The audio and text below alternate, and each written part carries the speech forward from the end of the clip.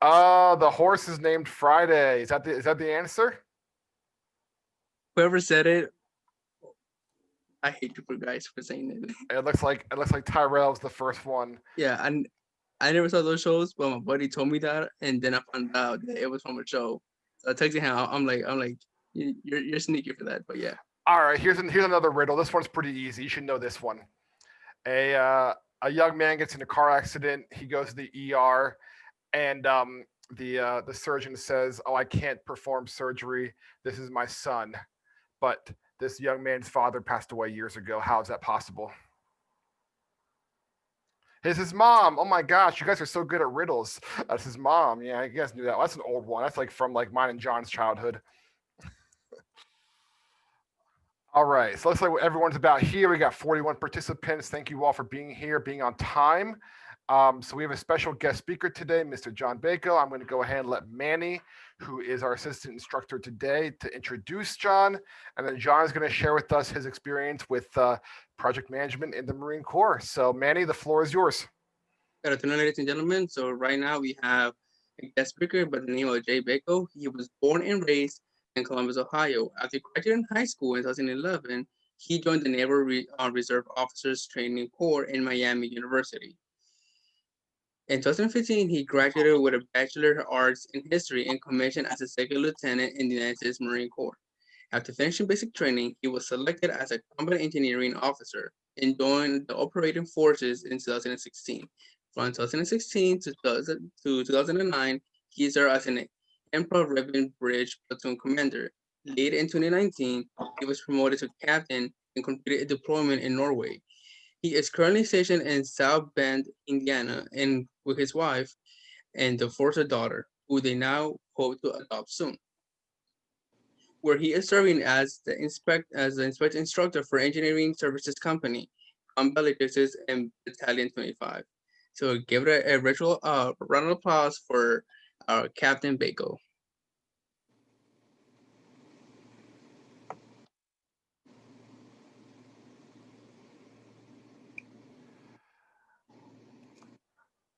All right, John, whenever you're ready. Are you there? Okay, can you hear me all right? Yep, we can hear you. Great. Again, thanks everybody for having me, especially for Eric Hoke for giving me the opportunity to speak. If you guys didn't know, Eric and I met in, I think we said 2009 at a Christian extreme sports camp in Maryland. He was my counselor and I was a camper. He baptized me and we stayed in touch all these years. So again, super grateful to have this opportunity to speak to everybody. And I know I'll learn something from you and hopefully you'll learn a thing or two from me. So yeah, really not much to go over in the bio. I think that pretty much summed it up. I'm a pretty simple guy from a small town in Ohio and now I'm here.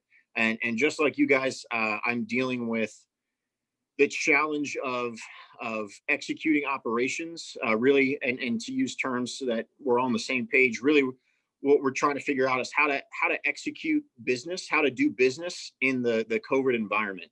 And we use the same thing that the Marine Corps has been using for decades to do this. It's called the Marine Corps planning process. And it's a 7-step process that the Marine Corps uses to conduct their operations. All the way from the battalion level, which is about 600 Marines, all the way up to the Marine Expeditionary Force, which is about 60,000 Marines. They use this at all levels. It works at different scales.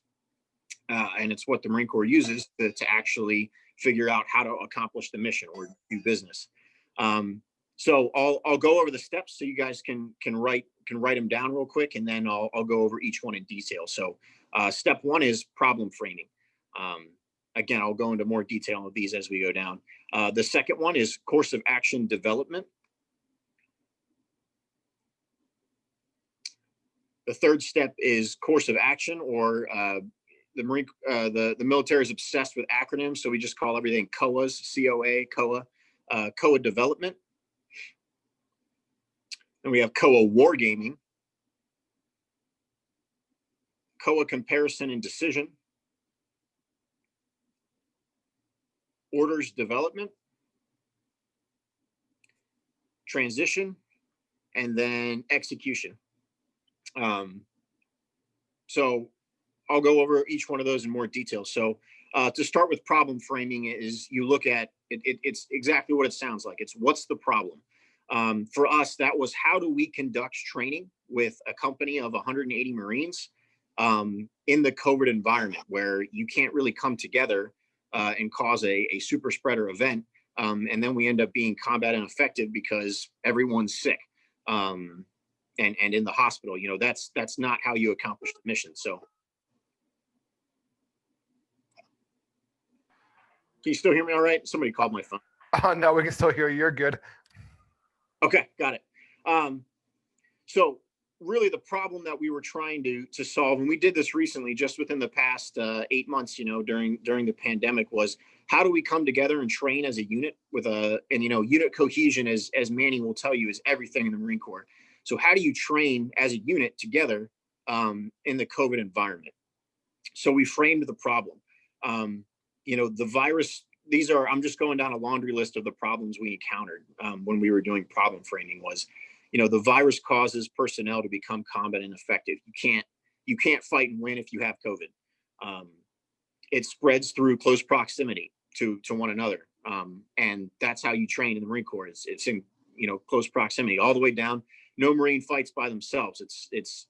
There is no single Marine. The smallest it gets is a buddy pair, you and your battle buddy. So how do you do that when it spreads through close proximity? It spreads through body fluids. We sweat a lot in the Marine Corps. You know, when you're buddy carrying someone, or you're practicing martial arts, or you're working on a truck, things like that, you're in close proximity and you're sweating a lot. That's just the nature of our job. And then part of problem framing is also identifying what's called the center of gravity and the critical vulnerability. So for the center of gravity, the easiest way to explain this is for COVID, it was kind of complicated what our center of gravity and critical vulnerability is. But just to make it really simple, I didn't understand it until someone explained it to me like this, was that if you're fighting an enemy and let's just say they have a tank, you know, that tank is their center of gravity. Their strategy kind of revolves around that tank. And then you look at the critical vulnerability. Okay, so their center of gravity is the tank. But what do tanks need a lot of? They need fuel. They run out of fuel very quickly. So the enemy's critical vulnerability then is that logistics train behind the tank. So if you can cut off the supply of fuel, eventually that tank is going to be combat ineffective. So that's a way you avoid the enemy's center of gravity and instead strike at the critical vulnerability. It's very important during the problem framing to kind of identify the COG and the CV is what we call it. So for COVID, we kind of looked at the center of gravity was the asymptomatic carrier. So the individual who has no symptoms, but still carries the virus, and that's how they spread it. And then the critical vulnerability for the virus was, you know, that it's very susceptible to essentially just cleaning supplies and basic mitigation measures like personal protective equipment like masks and things like that. So then we went into so step 2. Then that's problem framing. So we looked at all the problems we're facing, and then we went into course of action development. What are the possible ways that we can address the problems we identified in step 1? The way the Marine Corps does this is they create completely separate individual planning cells that don't know each other's plans. So for this, we only had 2. And we worked independently of each other and created products independently. So there was no, I'm sure you guys have gone over groupthink, Eric. Yeah, so the problem is if you get a bunch of people in the same room and you're going through ideas, a lot of the times everybody will just start to nod along and say, yeah, you know, that sounds great. And then you don't have anyone looking at what your critical vulnerabilities are. So what the Marine Corps does is they create individual planning cells to come up with different courses of action independently of each other so that you don't fall into this trap of groupthink. So really, we came up with two courses of action to fix our problem. It's called port and starboard, which are naval terms for left and right. So basically the reservists, so I didn't actually explain what I do very well. I'm an active duty Marine, but I supervise a reserve unit here in South Bend, Indiana. That's South Bend's kind of an odd place for a Marine to be stationed, but here I am. So what we did was there were two courses of action. One was that the Marines were going to come in, half the Marines were going to come in one weekend, and then half the Marines were going to come in the next weekend. What this did was it created compartmentalization so that worst case scenario, only half of our company would be exposed to COVID rather than lose the entire company. So 50% is still pretty much cataclysmic, catastrophic, but 50% is a lot better than 100%. So that was one course of action we looked at. And then the second one was a morning and night crew. So one crew would come in at 4 a.m. and finish up at 12 p.m. And then the other group would come in at 12 p.m. and finish up at like 1000. So once the courses of action are developed, and there's actually, it's funny, right now we're actually looking at a third course of action, which is basically just going, having one group come in Thursday, Friday, and another group come in Saturday, Sunday is the one we're actually doing right now. But to keep going, so we came up with those two courses of action, and then we went into the COA wargaming, which is basically where you try and poke a bunch of holes in your plan. So you framed the problem, you've identified the different courses of action, and now in the COA war game is where you try and see, okay, this is how we plan to overcome the problem, and these are all of the actions that are going to happen. So we actually basically tried to anticipate what the enemy here being COVID in this specific incident, was going to take. Again, COVID is kind of a unique situation. I'm using it because we can find some common ground in dealing with it. But to go back to the tank example, so the enemy, so our course of action one of the courses of action might be to attack the logistics train and the fuel.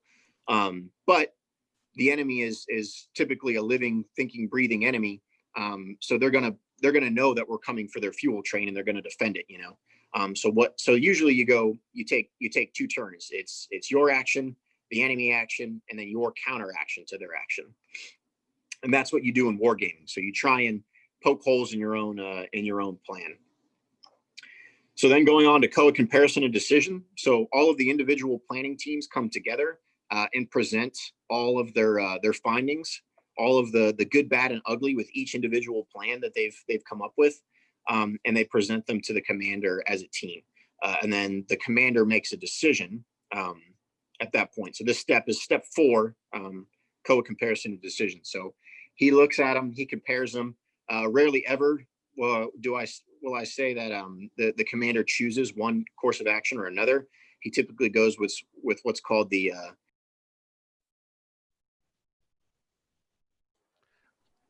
how long have I been muted? Just for 2 seconds. Okay, got it. I just swiped back and saw that I was muted. Sorry, okay, here we go. So yeah, so typically the commander is going to choose a hybrid COA. He's going to choose the aspects of decision of COA 1 and COA 2 that he likes, and he's going to make a plan that takes the best aspects of both of those. And that's usually what happens, is that the teams have thought of something that the other group didn't think of, and he's going to take aspects of both of those and create a third COA and make that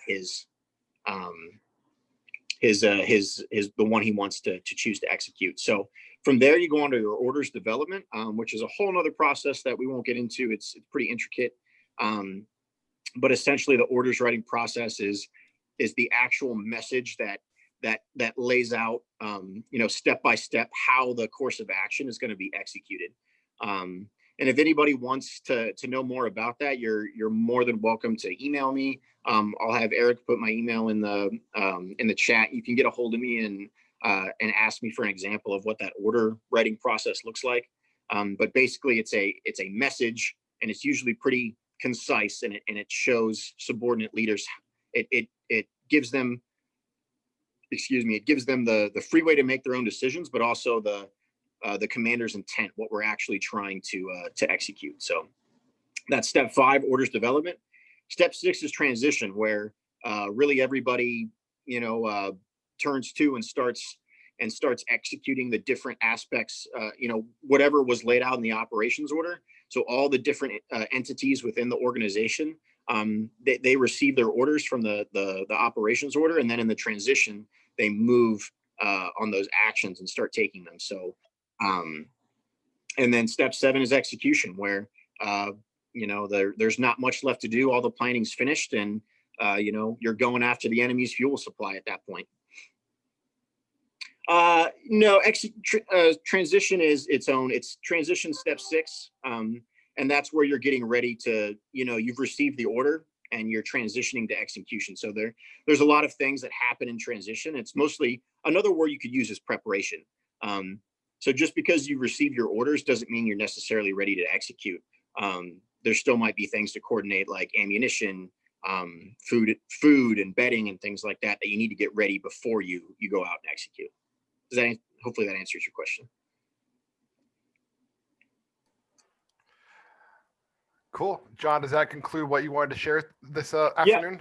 Awesome. And I have, and folks can pick my brain about that all they want. I've got some more general, like leadership lessons learned and management things if folks want to hear about. I've been in the Marine Corps for about 10 years now.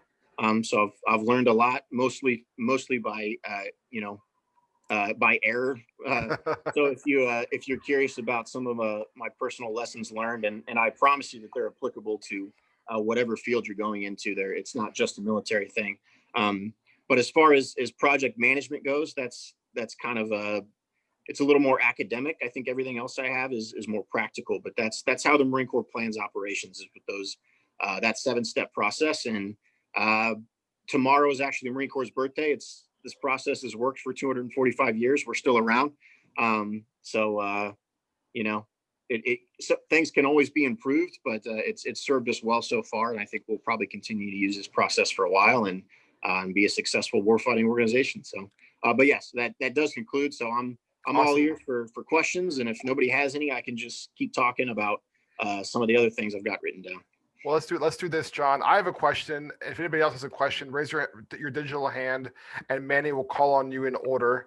But one of the things we talk about in project management is you do the execution and things go wrong. That's just reality. No matter how much planning preparation you do, which I love the idea, by the way. I want to make sure I get the language right, where you have 2 different teams together and there's 2 courses of action. You present them both to the commander. That's a really powerful tool that I've never even thought of in project management, because you're right.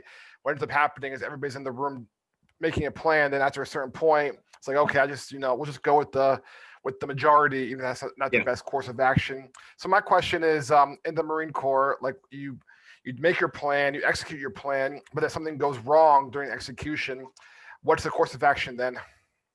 Yeah. So for example, this was, and I can absolutely, and that's why, so I didn't illustrate this very well, but the Marine Corps planning process is a circle.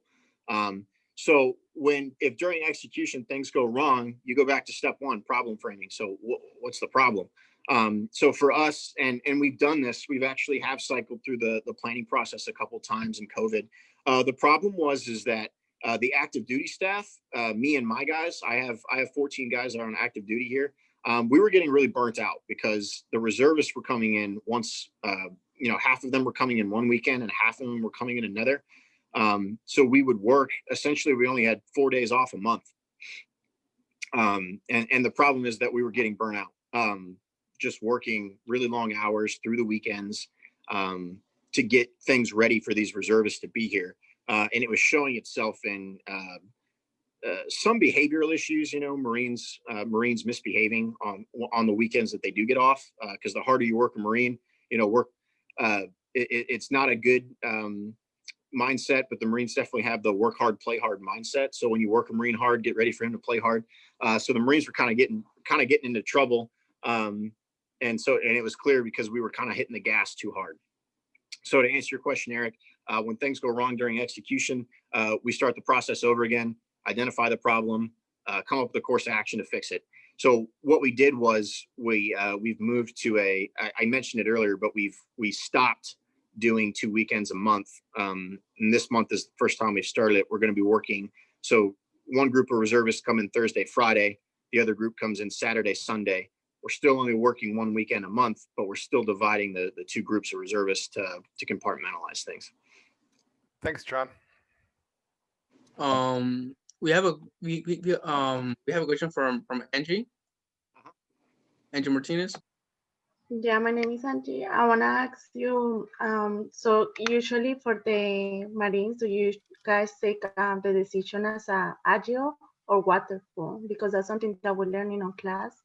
And for the waterfall, it's like the long term, and the agile is something that you make as things are happening. So I want to know how you guys do it. Can you run it by me again? I'm sorry. I just want to know if you guys take the agile or the waterfall to get to where you guys want to get. Are you familiar with those terms, John? Like waterfall versus agile and project management? Are you familiar with those? No. Fill me in a little bit. And there's probably a Marine Corps, yeah, sorry, go ahead. Fill me in and I'll answer best. Yeah, Angie, do you want to explain the difference between the two? Yeah, for the waterfall is something like a long term, like you said, like a goal for a long term, but the agile is something that you work over time, like little by little to get there. Yeah, absolutely. So there's 3 types of planning. There's expedient, deliberate, and hasty. Okay. All right. So there's 3 different levels of planning. When we go into operations order writing in the Marine Corps planning process, there's 3 different levels. The first one is hasty. That's something you do like on the battlefield, like you're being shot at, and you need to come up with a hasty plan. You still execute the operations order and Marine Corps planning process. You a very abbreviated version.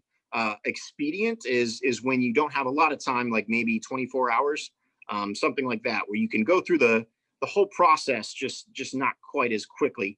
And then deliberate is where you have a lot of time.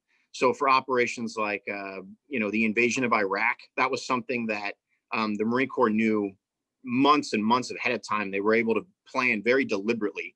And typically the deliberate plans usually end up being executed more efficiently because you've had more time to plan.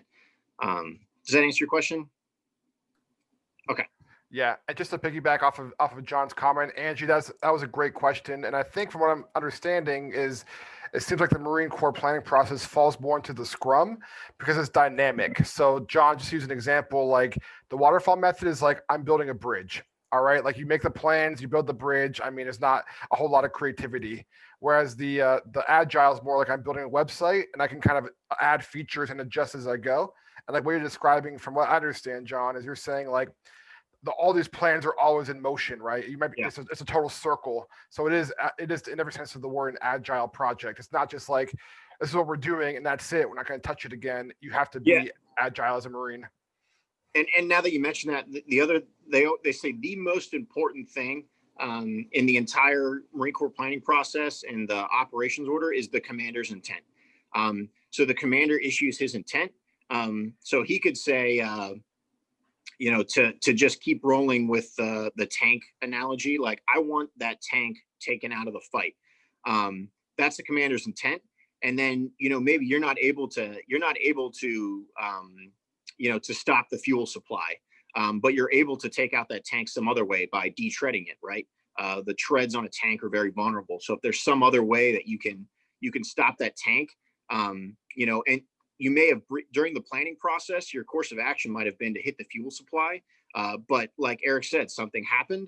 And then going on with the waterfall versus agile method, you say, okay, the commander's intent to stop the tank. So we're going to try to detread it with something, those of you who've seen Saving Private Ryan, I think it is, they stick a grenade in a sock and cover it in grease and slap it on the tread and it blows up and detreads the tank.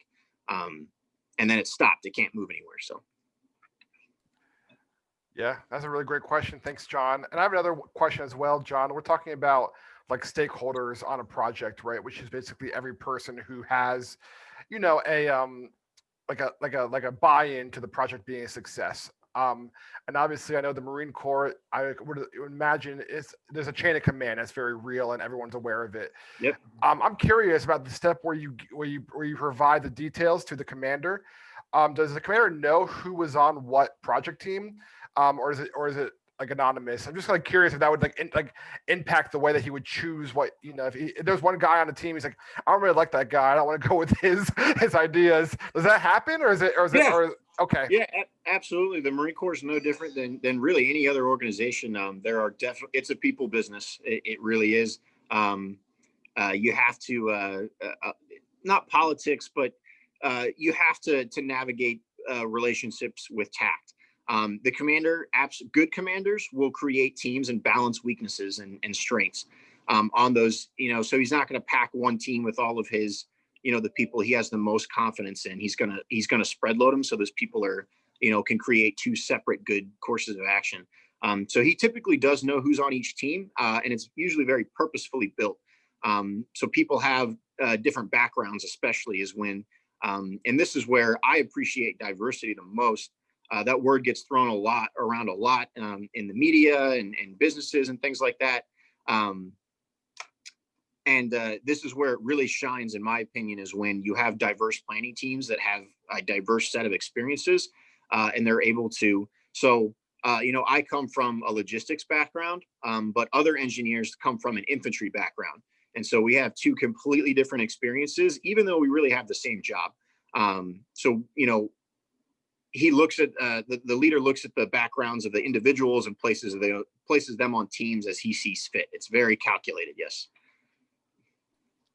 Awesome, thanks. And it looks like Ashley, you wrote something in the chat box. Do you want to ask your question aloud to John? Yes, I wrote it so I wouldn't forget it. So you said that hi John, sorry. Hey.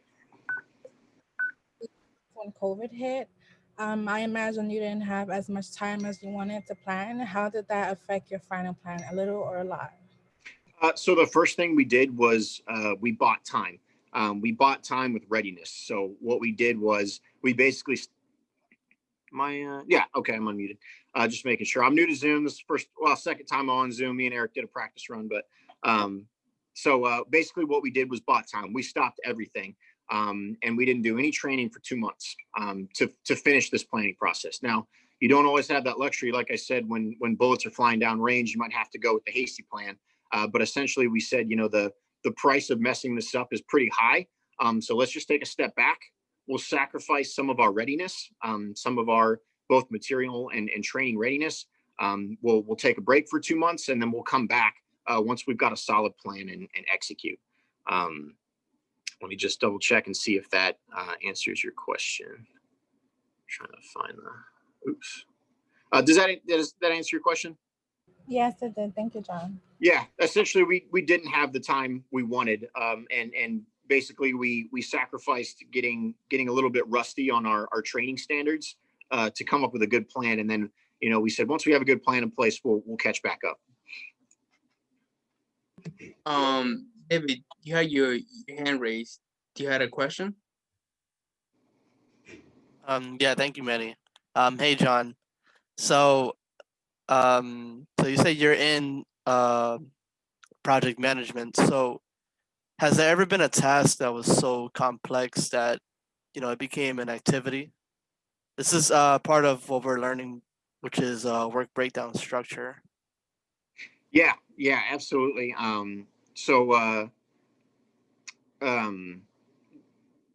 When I said I built bridges, what I really built they're pontoon bridges. Essentially, they're just floating bridge sections that you link together, and you create a large raft or a barge that you can move equipment on. We got tasked to move 45 tanks across a 2-mile river, and it was really complicated, and they needed certain pieces of equipment on the other side of the river at certain times to facilitate their course of action. And so it got really complicated really fast because you have to balance the equipment on the raft or it'll tip over. And you can't have more than 180 tons on the raft at a time. So yeah, we just basically it took it. We had to sit down as a team and plan out. We call them sticks. Plan out the the different amount of equipment that where we were placing it on the raft and how much it all weighed. And then they start lying to you saying that, well, it weighs this much. That's the guy who's driving the truck tells you, and you're like, okay, well, let me see your load plan. It's like, okay, actually it weighs 8,000 pounds more than that. So you have to go back and double check because they'll tell you just nonsense.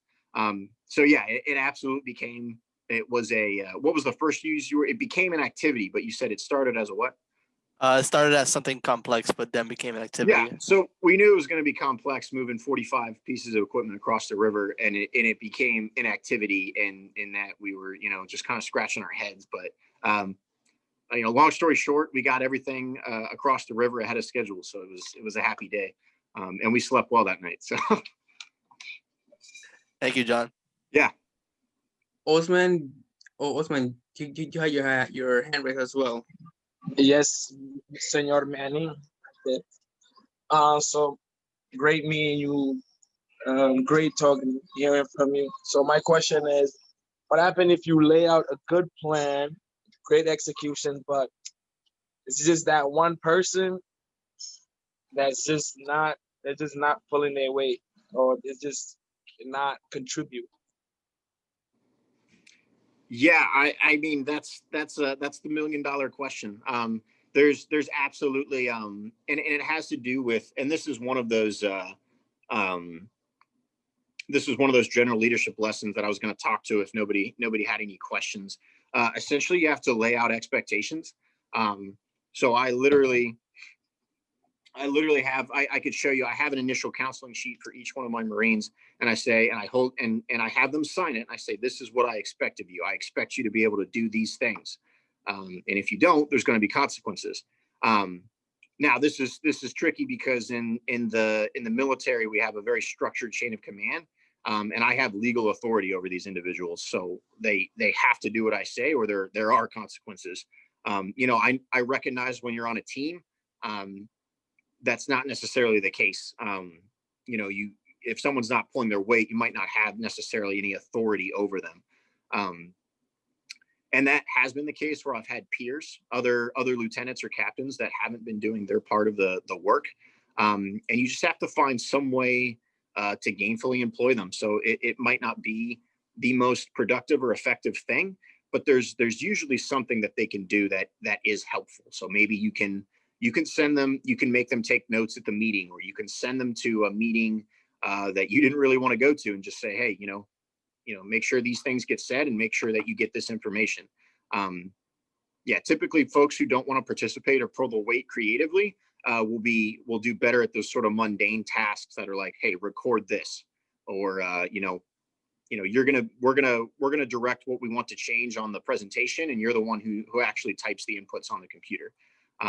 There's always some job that those folks can typically fill, even if it's not, they're still not pulling their weight, but at least they're not dead weight. They're helping in some way. I hope that helps. But yeah, you'll always encounter folks like that, and the best advice I can offer is to try and find something for them to do. Rahul, you're next. Hey, good morning. Nice to meet you, John. My name is Rahul. I had a quick question. So this is actually building on Ashley's question regarding the COVID response. Mm-hmm. So one thing, as a general opinion that I have and many others share, is that the federal response to COVID was pretty delayed and pretty late.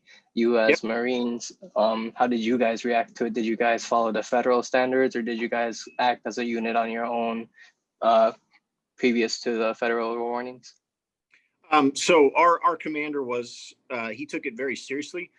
So we followed all federal, and we're unique in that we're a reserve unit. So we're geographically dispersed. So my boss actually works in New Jersey, and one of my fellow companies is in Rhode Island. Another one's in Connecticut, and we're in Indiana.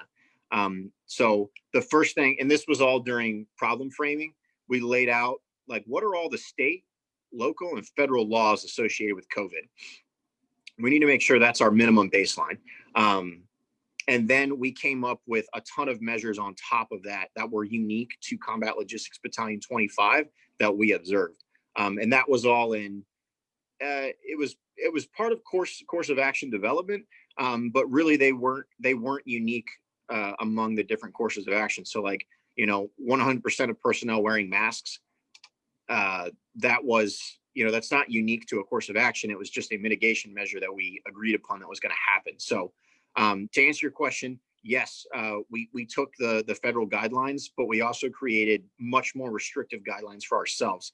And that really paid in dividends. If you look at the statistics now, we're the only battalion in the entire Marine Corps Reserve that hasn't had a person-to-person contraction of COVID-19. So every other battalion and regiment in the reserve forces has had like spreading events, but we're the only ones. CLB 25, which is about 600 Marines, is the only unit who hasn't. We've had Marines with COVID, but they haven't spread it to anyone else in the battalion. That's really impressive, John. Thank you. Actually, Ross. Yes. I was writing down the steps that you said, and I couldn't catch the one after course of action. Which one is that one? Course of action development is course of action war game. Course of action. Yeah. So step 1 is problem framing. Step 2 is course of action development. Step 3 is course of action war game. And then step 4 is course of action comparison and decision. Okay, thank you. Yep, no problem. Up next is Angie Martinez again. Yeah, I just want to know, because you guys like, I know Damani, you was like a veteran. So I want to know, like, if you guys ever work in a project together, and like, what do you guys did to get it on, if it went wrong? You said if it went wrong, what? Like, I want to know if you guys work in a project together, because I know that you guys both are Marines, so maybe you guys have like a goal, and if it did went wrong, like, what do you guys do to overcome it? Okay, so if we're shooting for a goal and we don't meet it, how do we rebound from that? Is that your question? Give me just a second to think, because I wanna answer thoroughly. It's a mindset, I guess. So there's a famous line from his name is General Chesty Puller. He fought in the Korean War. They were trying to hold the line against the Chinese forces, and they ended up they were supposed to hold this position, and they weren't able to do it, so they had to retreat. And rather than call it a retreat, he said, "Hey, we're not retreating. We're advancing in a different direction." So it was kind of a mindset. It's okay. Well, we didn't meet our goal, but what did we learn? And then how can we reframe the defeat to make it a success? And of course, that doesn't help and you might say, well, okay, they still retreated. But like I said, it was it's a people business, and General Puller said that to motivate his men. He said, "Hey, we're not retreating. We're advancing in a different direction," to keep his guys in the right mindset.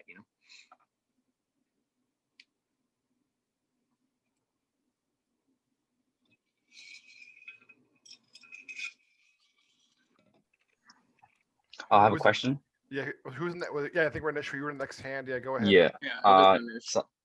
Yeah. So given COVID, John, how did you guys manage like foreign relations such as allies and whatnot? And given the current COVID spikes right now, going up over 135,000 cases, how are you guys planned? And are you guys planned better compared to last year, November? So are you saying, like, what are some of the details behind how, like, our mitigation measures? Not specifically the details. It's just like how you guys managed, for example, foreign allies. For example, the Marine Corps has their set of rules, stick to COVID. Versus how does that differ, and how do you guys like manage that compared to, for example, if you're overseas and rules a little bit set different with the area you guys are in? Well, I'm gonna have to plead ignorance on this, because we haven't. I've only been overseas once, in Norway, and COVID wasn't around back then. I don't know. There are units that are dealing with that, but I'm not. Our unit only trains here in the States. We haven't deployed internationally during the pandemic, and we won't. I mean, I don't know how long it'll go on, but in the foreseeable future, our training, looking at the rest of our this year's training plan and next year's, we're not scheduled to deploy to another country, so we haven't really gone through that. So there are captains out there that could probably answer that question. Unfortunately, I am not one of them, because our unit hasn't worked with any sort of foreign entities. Now, I have had Marines come to me from, like, they call it a permanent change of station. And we have had to kind of grapple with, okay, how do we get that Marine from Japan to here safely? And really what it came down to is just a quarantine. So we kept them isolated for 14 days and then we brought them in after a negative COVID test. So sorry, So I know it doesn't answer your question. I got it. That's completely fine. So previously, from last year November, from when COVID we started encountering COVID. How does like your plan of the entire Marine Corps plan of action compared to this year in November, of where COVID spikes are actually going up? Yeah, well, Are you guys much more confident? Is there like a shift in like planning? Like you guys have found what works much more better, or? Yeah, there's a big shift in planning. Well, I'll say one thing is that the Marine Corps is spending a lot of money on making this work. It's very expensive to train safely. So for example, the Marines, when the reservists come in, a lot of them stay in hotel rooms, but right there, the Marine Corps said, we're not putting two Marines in one hotel room, which had previously been the way that we normally did that. So right there, you doubled your billeting cost. So the Marine Corps, to answer your question, the Marine Corps is having to do more with less. We have less money for training because we're spending more money on things like doubling up hotel rooms and doubling up buses and things like that. Got it. Thanks. Up next is Delissa.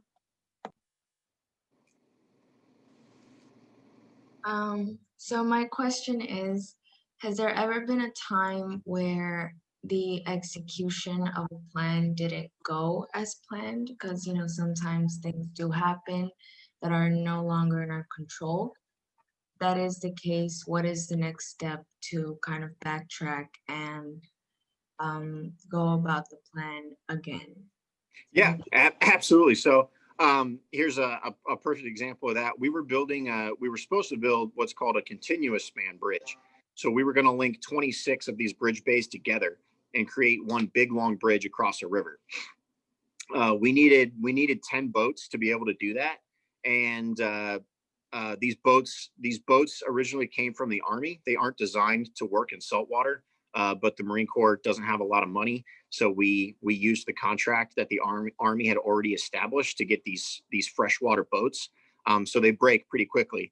Out of the 15 boats we brought so I needed 10. We brought 15, and once we got every boat in the water, I had 2. So the idea was, so I had to go tell my company commander. I was a lieutenant at the time. I said, "Hey, sir, we need 10 boats. We have 2." And he said, "Okay." My father gave me this advice, and I'm sure some of you heard of it. You never want to come to your boss with a problem and not at least offer a solution. So I said, "Well, sir, 2 of the boats we think we can fix. So we think we can get up to 4. And we need 3 boats for a raft." So I said, "My recommendation, sir, is to change the course of action. So instead of a continuous span bridge, we'll just create a raft, and it'll take longer, but we can still get all of the equipment across to the other side of the river on a raft instead of a continuous span bridge. It'll take longer, but it's really the only safe way to do it because we just don't have the boats we need." Great question. How you doing on time, John? It's 1:15 on the East Coast. I'm good? fine. Yeah, Okay. my boss actually. So like I said, my boss, his name is Lieutenant Colonel Scribner, and he works in New Jersey. And he actually just sent me a text and said, "Don't worry about calling today. You guys are dismiss on your own time. So I'm set. I'm here for the rest of the day if you need me. Awesome. Sounds great. So we got another question from Ashley. Is your hand up from earlier? Or do you have a new question, Ashley? It's a new question. Let's hear it. So my question is, if someone is not pulling their weight, how would you personally address the situation?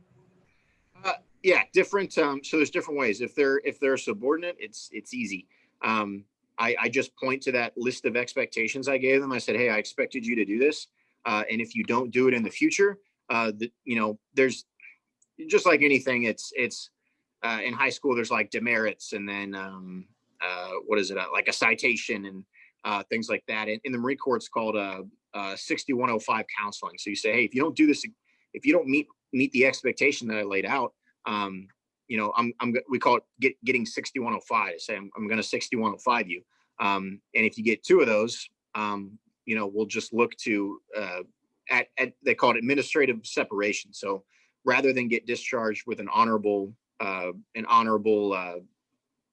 classification on your discharge papers, it says other than honorable, which basically in Marine Corps in service lingo, it means you got fired.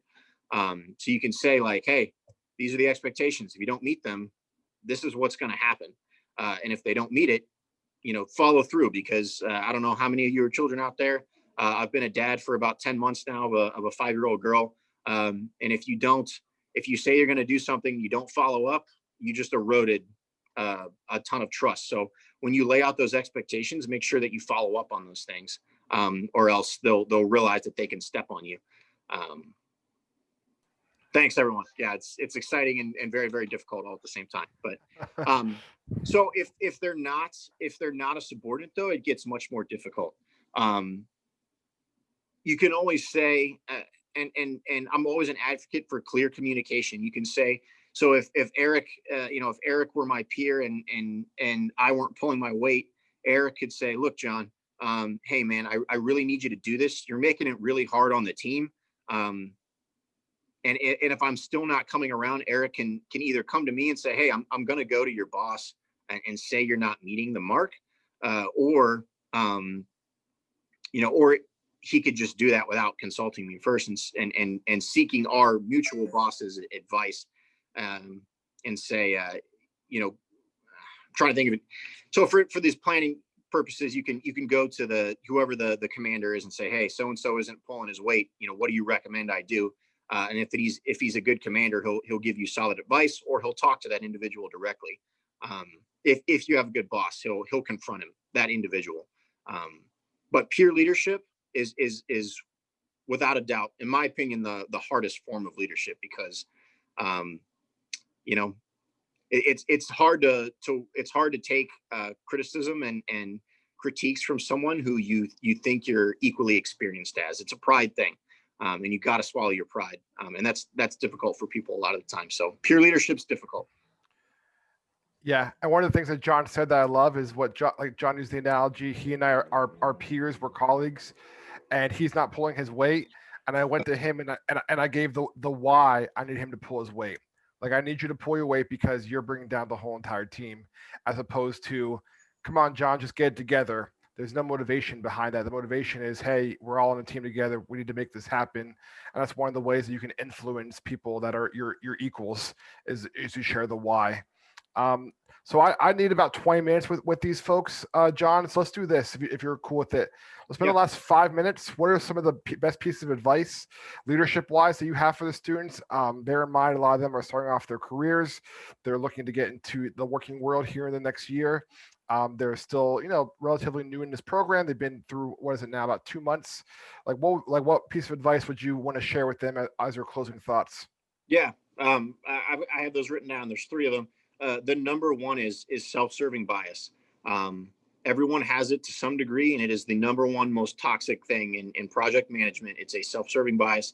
It's the inability to accept fault, or to accept criticism, and it tears teams apart. And it is the most difficult thing that I've encountered from a leadership and management perspective is if someone's not pulling their weight and you go to them and you say, hey, you're not pulling your weight, and they don't want to recognize that. They think that they're not doing anything wrong. it's really difficult. And so my advice would be to check that in yourself. So there's not a lot you can do to influence that in other people. But anytime someone comes to me with a complaint or an issue that they have with me, you have to have open ears about it. You have to listen to what they have to say, and you have to consider that it might be true, or at the very least consider why they might think it could be true. So that old cliche saying, "Perception is reality." Okay, so you have a problem. This is just an example. Okay, you have a problem with me leaving work early, right? Okay, but what you don't realize is that I take my computer home and I eat dinner and then I continue to work for 5 hours. So a simple explanation might make that that grievance go away. But basically what I'm trying to say is eliminate that self-serving bias in yourself. Be willing to accept criticism and critique, and come up with some sort of compromise. If you let pride get in the way and you dismiss whatever that individual's comment or critique was, it's going to create a divide between you and your team and make it difficult to manage things. I talked a little bit too long there, but the other two are simple. It's tact. So you have to be able to talk to different people with tact. You have to not get defensive. Sometimes getting what you want from someone is just a matter of, even if they're being unreasonable, is to not get defensive or angry with them, and just understand that everyone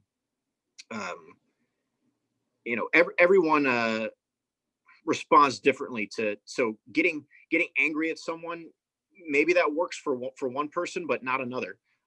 So for my specific style of leadership, I'm pretty calm and level-headed. I prefer to just talk to people.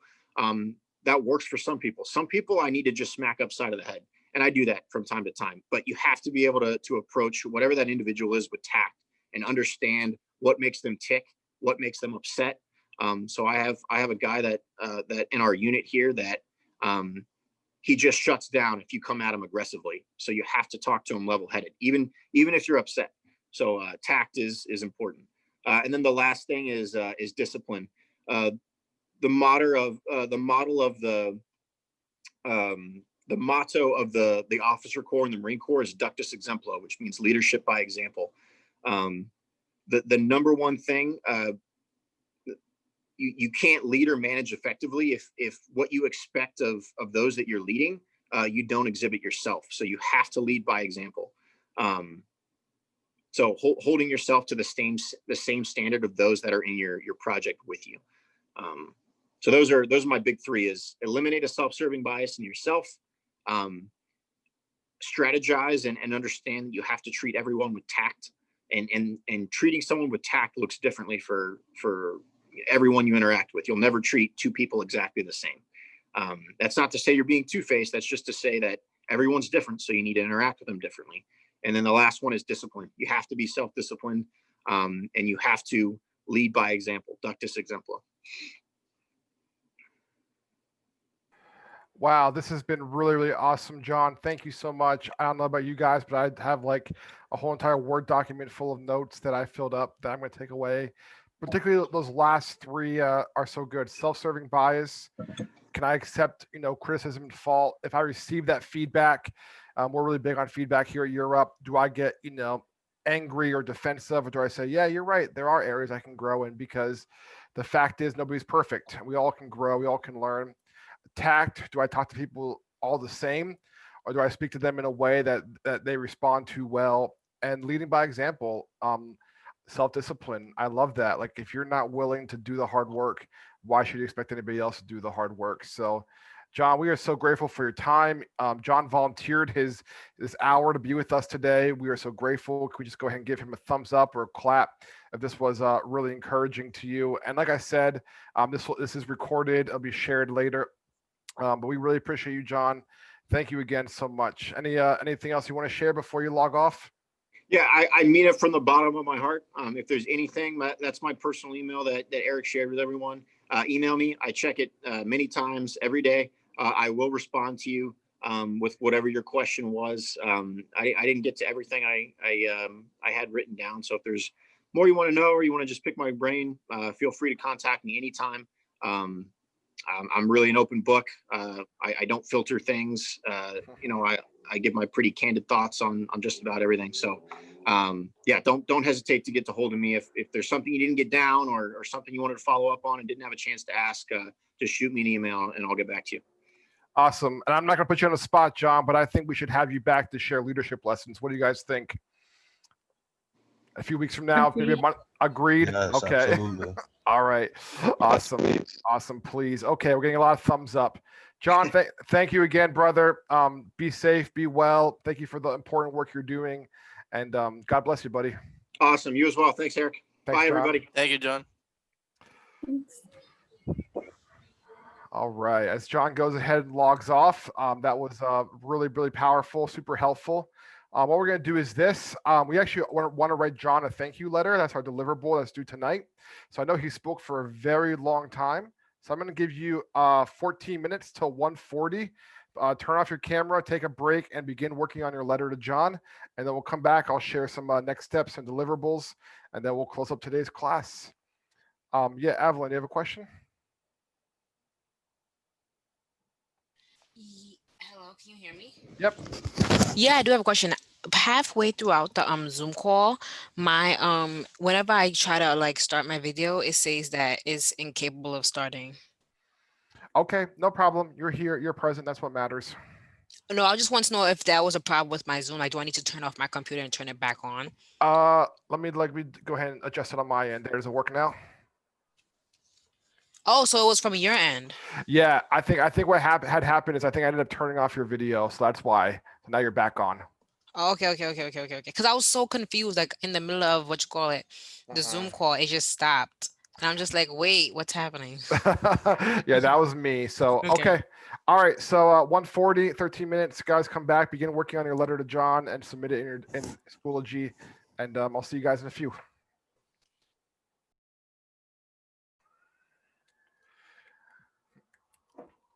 All right, it's 1:40. I know that some of you are still writing, which is fine. This deliverable is not due until 11:59 tonight. In addition to part 1 of the discussion board. So please make sure that you submit those tonight. That's what is due. Tomorrow's agenda schedule is going to be back to usual. So no combined class tomorrow. You're going to come to your regular meeting time with myself and with Vanessa or Kara. And before we wrap up, Ashley Ross has a really quick piece of information she wants to share with us. I think is of good use to all of us. So you there, Ashley? You're on mute, Ashley. Yes, I'm here. All right, take it away. Okay. So good afternoon, everyone, Section A and Section B. I have an opportunity here that I thought would benefit all of us. It's a free certificate program for project management. I thought it would be a good addition to our resumes and to our Google sites. So I'm going to share my screen so that you guys can see. Well, actually, let me put the website in the chat first.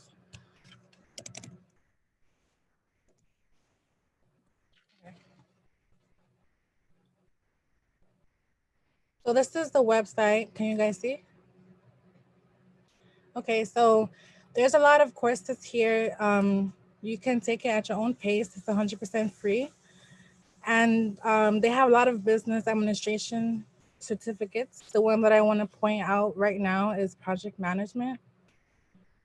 It's college credit recommended. So after you finish it, you can earn college credit once you take the proctored exam.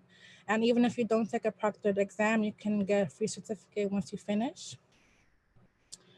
And it's 6 units long. It covers everything about project management. Should take 62 hours, but you know, it's at your own pace. It can be longer or shorter. And can you see that I changed the screen? So here's the units. You can see it's a combination of readings, videos, discussion boards, and everything so that you can level up and get that resume polished and learn new experiences. So I just wanted to share that with you guys. I'm actually doing it right now and it's really beneficial. So thank Awesome. you for listening. Awesome, Ashley Ross. Thank you for finding that. Can we give Ashley a clap for being a diligent student and trying to find some extra ways you can continue to hone your skills? And keep in mind what she said is spot on. When your future employer is looking at your resume and looking at your competition's resume, and they see, hey, this person, they went the extra mile, they got the certificate, they know project management inside and out. That's going to be an advantage for you. So when your competition went out to brunch or slept in and you were studying, nothing wrong with sleeping in and going to brunch, but make sure you study as well. You get all the certificates and everything that you need to be successful. Yes. Another point, Andre asked if there's anything that can help with Kachun.